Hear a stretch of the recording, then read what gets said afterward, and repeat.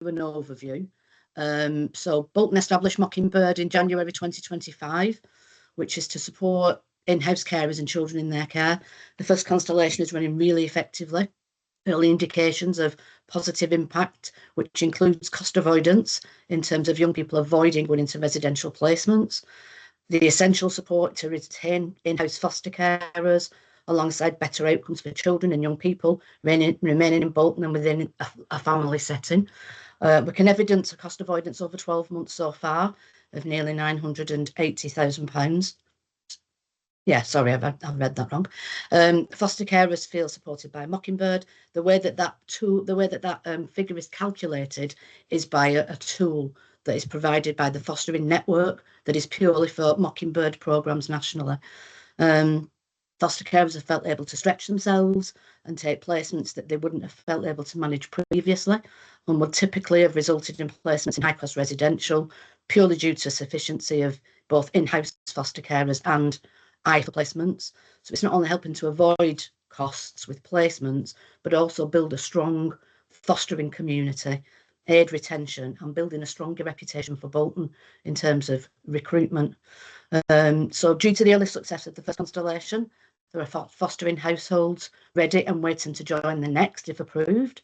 You can see the figures within the report in terms of estimated funding, around £160,000 required to cover 2 constellations.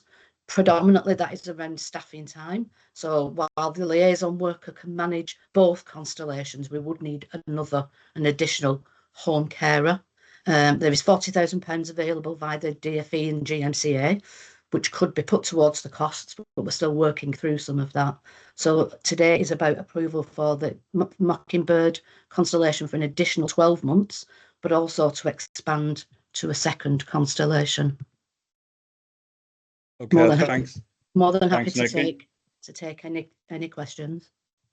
Any questions or comments, colleagues? Yes, Anne? Thank you, Chair. Thank you, Nikki. What a great programme. It is. I went to, I think it was the launch, and it was such a positive feeling in the room, and yeah, it makes sense. It gives reassurance to families, and makes them more resilient. If they can share issues and talk to other people in the same situation. And it's great for the children too.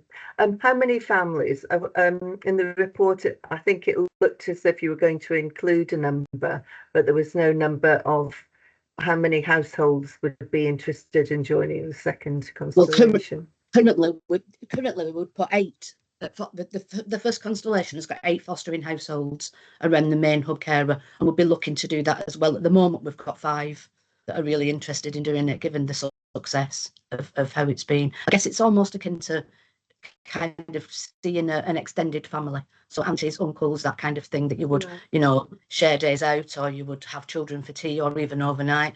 So I think a lot of foster carers are really seeing the benefit of the first constellation. Is there a minimum number of people that it's usually 8? Yeah, it's 8 around. Yeah. So do you need 8, or would you go ahead if you had less?